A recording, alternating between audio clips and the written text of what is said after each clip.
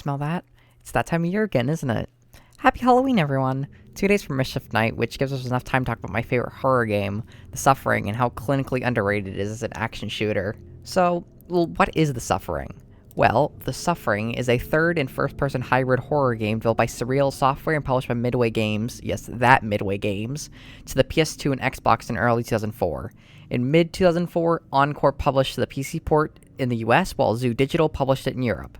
What's Zoo Digital known for?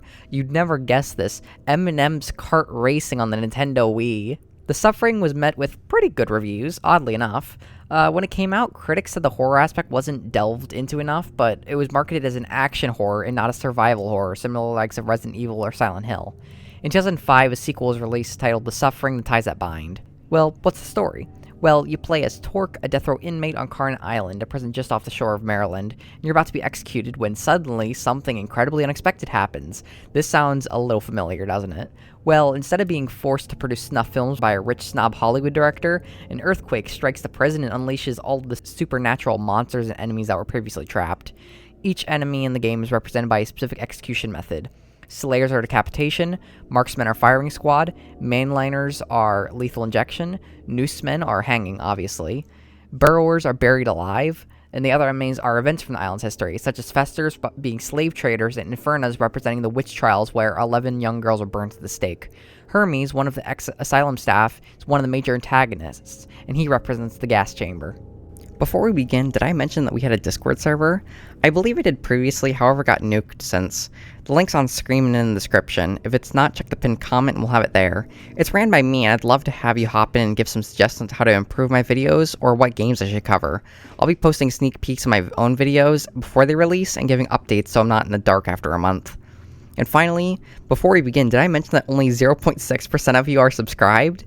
If you're not, I'd really appreciate the subscription. I'm still starting out, so any help goes a long way, whether it be a like or a subscription. On to the video. In my unprofessional opinion, the gameplay is really weird and kind of unbalanced at points, but it is really fun. Certain levels are much shorter than others, and you can beat the game in roughly 4 to 8 hours.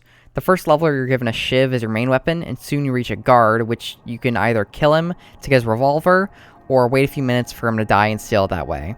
Oh, did I mention there's an entire good-bad system in the game? If you do good deeds, such as saving prisoners instead of letting them die, you'll get the good ending. If you kill a few people, you'll get the neutral ending, and if you kill a lot of people, you'll get the bad ending. The canon ending, as with most of these games, is obviously the good one. Well, about the gameplay, I started playing this game on normal difficulty, and that was absolutely killing me. There's 4 difficulties: easy, normal, hard, and impossible. I'm not going to go over the rest of the difficulties because I'm not playing this game on anything harder than normal. The lethal injection representing enemy, mainliners, look like babies. You'd think they're easy to kill, but they take 3 revolver cylinders to kill. That's 18 bullets since each cylinder only holds 6 rounds. Okay, so the enemies tank a lot of damage. Did you also know that you don't tank a ton? You can get down quite easily in a second if you're not careful, but you do have a trick up your sleeve.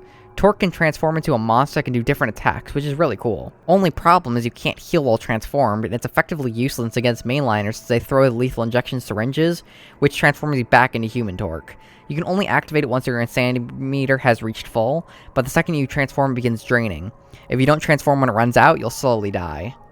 The game is also really slow at some points, such as in Killjoy's mansion where I got stuck for 3 real days straight not sure where to go, and it gets really fast past chapter 13, but then slows down around chapter 18. The game has 20 chapters in total, with each being completely different lengths and difficulties. This doesn't mean I don't like the game, it's just a bit unbalanced, and I feel like they could have done a bit better in those aspects. Story's up next, and oh boy is this part gonna be fun. As mentioned in the introduction, you're Torque, a death row inmate at a prison, earthquake happens, supernatural situation, super cool, right? Well, shortly in the game you meet Dr. Killjoy, the mad psychiatrist and medical practitioner on the island represented by a ghost. His entire goal throughout the game is to cure Torque. Oddly enough, he's seen torturing people for his own gain. Although he's a bit psychotic, he does seem to have good intentions in the field of medical research, although it comes off as entirely narcissistic and selfish throughout the game. Did I mention that he can only be seen through 16mm film? His entire body is made out of a projector, meaning he can be defeated by simply smashing projectors. This is one of the many things you must do to progress in the game. Besides Killjoy, you meet other ex-staff and inmates, such as Horace. Horace used to be an inmate who was arrested and sent off to Carn Island after an assault charge. After he stayed in the asylum, he slowly went insane, convincing the guards to allow a conjugal visit in which he murdered his wife. He was sentenced to the electric chair for his actions and is shown deeply regretting what he did. He does help Torque in several moments too. Well, how do we know about all these people?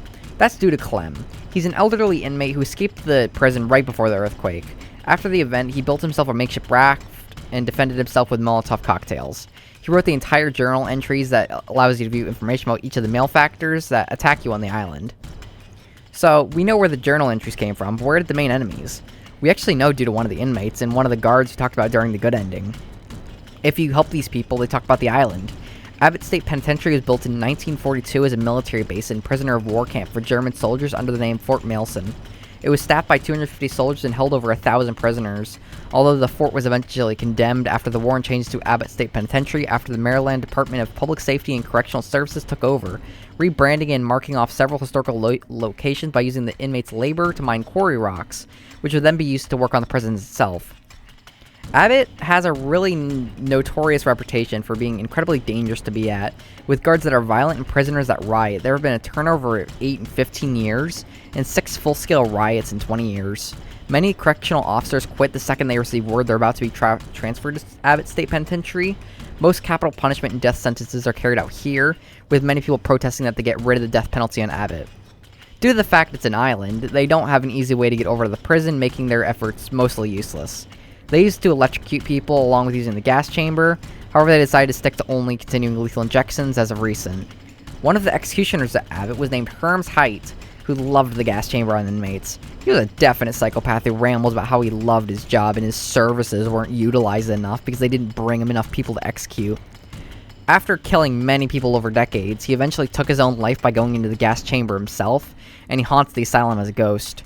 He claims that in the gas chamber, the gas is silent and doesn't hurt, odorless, and invisible. So he made his own green to see the life drained from the inmates. Wow, this guy is dark. As mentioned previously, you're on death row, but why are you on death row? Well, depending on the ending, the answer is different. Spoilers for the end of the game here, skip to the timestamp on screen to avoid them. Everyone's gone? Alright, so the good canon ending has a character named the Colonel, sends 2 killers to kill Torque's family and frame him for it. Once Torque reaches the harbor at the end of the game, the Coast Guard picks him up and tells him that he'll be given a retrial since his prosecutor was indicted. The neutral ending has Torque accidentally kill his wife during an argument about them getting divorced, while his eldest son drowns his younger brother and then kills himself. This time, when the Coast Guard picks him up, they say there's a police waiting for him on the island when Torque knocks the police officer out and then drives the boat away from Carnet. The bad ending, however, has Torque remember that he killed his entire family. When the boat arrives, he transforms into his monster state, killing the man running back into the woods of Carnet. The good ending isn't even that good because his family's still dead. What a way to end the game. Oh yeah, combat. I never finished talking about the enemy's specific abilities during combat sections of the weapons you obtain, right? Well, how about we do that for now? For weapons, there are 2 melees, the first being the shiv and the second being the fire axe. The fire axe isn't obtained until much later in the game. As for firearms, we have the revolver, which can be dual-wielded if you have 2, a shotgun, a Tommy gun, a Browning M2 turret, America, a flamethrower, there it is, oh, and the secret Gonzo gun found in Chapter 14. So for the first time in actual high quality, I'm going to show off a little toy. Now, I don't know if there's any actual video of this, but I know there's a really low quality one that was uploaded like 14 years ago. Look right up here. It's it. I got it. We'll talk more about the Gonzo gun later. It's time for secondaries, in which we have 4. Flashbangs, TNT, Molotov cocktails, and shrapnel grenades are used as throwables, or secondaries. Now that we've gone over the weapons, it's time to talk about how we're even supposed to use these. Well, although you get TNT first in the quarry sections in Chapter 8, fighting the burrowers, they don't become really useful until around Chapter 13, where TNT becomes incredibly useful against festers. There are dozens of strategies used against the enemies, but the first strategy you should always keep in mind is to aim for the head. When they're decapitated and on the ground, a few shots to the upper torso will explode slayers. If you fight slayers like this, make sure you stay in third person so you can dodge. Slayers can and will lunge you at any chance they get, and avoid standing above them when they're on a ceiling, as they can drop down. Oh yeah, did I mention that in first-person combat movement is different? Improv Xylee will explain this. So fun fact about the game, you know how I mentioned that it's a third and first-person shooter? Well, you can only do certain moves in first person, or in third person compared to first person, which is why I only play it in third person. Like if I'm holding D and I press space, I roll. If I'm holding A and I press space, I roll that way. Back jump, forward jump. When if I go into first person, forward jump, back jump, that's both the same, but so is this. You can't roll to get away from enemies, which this allows you to easily dodge. You can also dodge by hitting E and Q, when in first person they don't do anything. Now, one of my favorite strategies is to use a shotgun against burrowers. The second they emerge from the ground, shoot them with a shotgun and they'll fall over. This gives you enough time to rack the gun and fire another shot, and I've been able to do this to 2 burrowers at a time. Don't bother with explosives, you'll end up killing yourself rather than them. When it comes to mainliners, remember to keep dodging their projectiles and put as many rounds of them as you can. There's not really a strategy with them. If they lunge onto you, spam as many keys as possible. The Tommy gun seems to be most effective against these enemies. Shotguns seem to be the best against burrowers and slayers, however. When it comes to noosemen, you can spend the entire game without seeing them. I've encountered them only twice in my entire playthrough, and they're insanely easy. Just look up and avoid walking under the blood.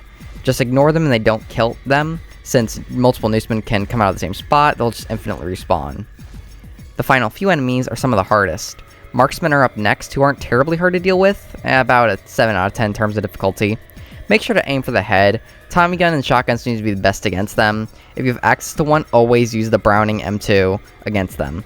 Infernos are up next, and these little girls single-handedly are the reasons I hate Chapter 18 and 19. The only plausible weapon to use against these girls is the Tommy gun, even then it's a challenge. Fire in short bursts and avoid their flames, but the flames will kill you eventually. Explosives also work pretty well against them, but they have a unique ability upon dying, in which they'll drop into ash. If you don't destroy the ash, they will come back and you'll have to kill them again. The fire axe works best with getting rid of the ash. The final enemy we'll talk about is Festers, as these appear in Chapter 13. In this chapter, make sure to use explosives since bullets don't damage them at all. Once you get to Chapter 14, collect the hidden Gonzo gun and get rid of them. Avoid the Festa rats too, those things are annoying and will tear you to shreds. Since we've covered most of the combat aspects, we can finally talk about the Gonzo gun. Let's have Impro Xylee explain it, since I already did while recording. This is the Gonzo gun. This is the most powerful weapon in the game.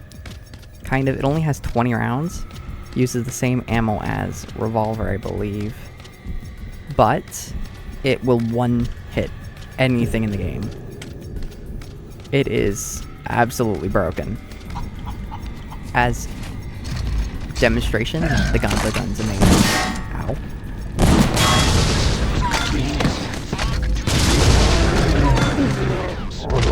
It literally one-hits everything. Oh yeah, before we go into Chapter 4, I forgot to talk about the Marksman Slayer. There's very little information about these male factors. All I know is they were cut around 2003 and we're in the beta. Speaking of the beta, did you know that after you complete the game, when you start a new game, you'll be sent to the cut beginning? This explains what happens right before you walk into your cell, but was cut to make Torque's ability seem more mysterious.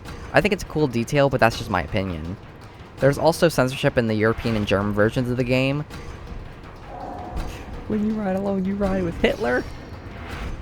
What? Wait, car. Is this a carpool thing? The European version removes all Nazi symbols, while the German version removes blood from the cover art. Corpses are no longer mutilated in the level design, blood is heavily reduced, and a lot of the violent parts of the game cut to black instead of being displayed. Dismembering dead enemies is also impossible in the German censored version. There's also a beta compiled 3 months prior to the release of the game, which doesn't change much due to it being so close to release, but I thought it'd be a cool mention. The main menu is missing a few items, the option menu is smaller, and the main menu has trademark info. The Surreal Software logo is also different. It's a pre-beta, so, you know. A couple quick mentions is, in the beta, a lot of the level design seems to be different. Horace and Killjoy started talking before I even saw them. The introduction of Killjoy wasn't just it just wasn't there. You meet Killjoy when he transforms into his monster state, and turrets seem to crash to the game for some reason. Dodging and reloading while rolling, reloading and dodging at the same time seem to also be completely impossible. It just seems to make you sit there. Even though it was produced by Midway Games, the Suffering is a complete buggy mess. There have been several times where I've gotten soft-locked, fell out of the map, or just downright died due to unfair coding. Let's take a look at some of the live footage of the game being weird in unexpected ways.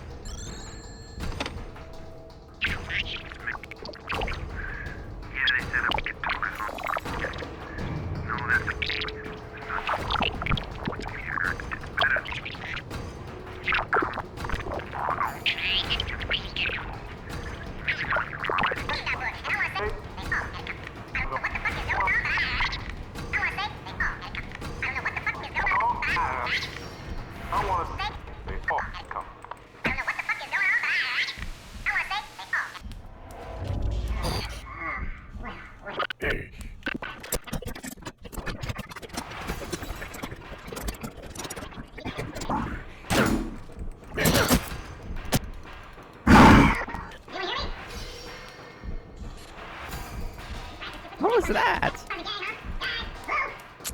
Yo, bro! Over here! Over here! Oh, dude. If these guys would leave me alone.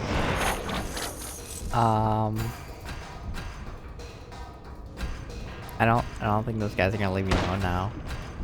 Whoops.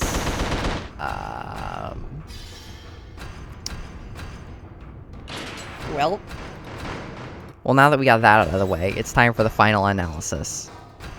To begin the conclusion, first we need to talk about what happened. Why did the Suffering end up falling into obscurity?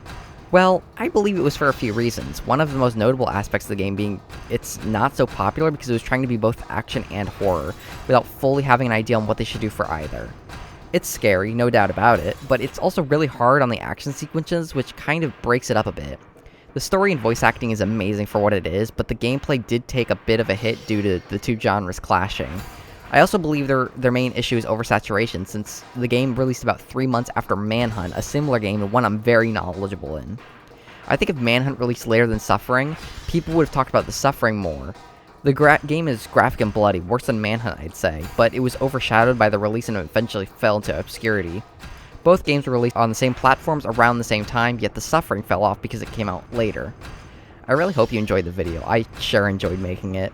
This was one of my favorite videos, honestly. It was fun recording a new game that I knew absolutely nothing about and jumping in blind. Thank you for watching and thank you for sticking to the end. As mentioned in the beginning, we now have a Discord, and I'd love to see you there. If you have any questions or feedback, hop in or write a comment on the video. Although I may not reply to every comment, I do read each one, and I'm so glad to see all the support from this. Thank you for watching, and I hope you have a nice day. See y'all!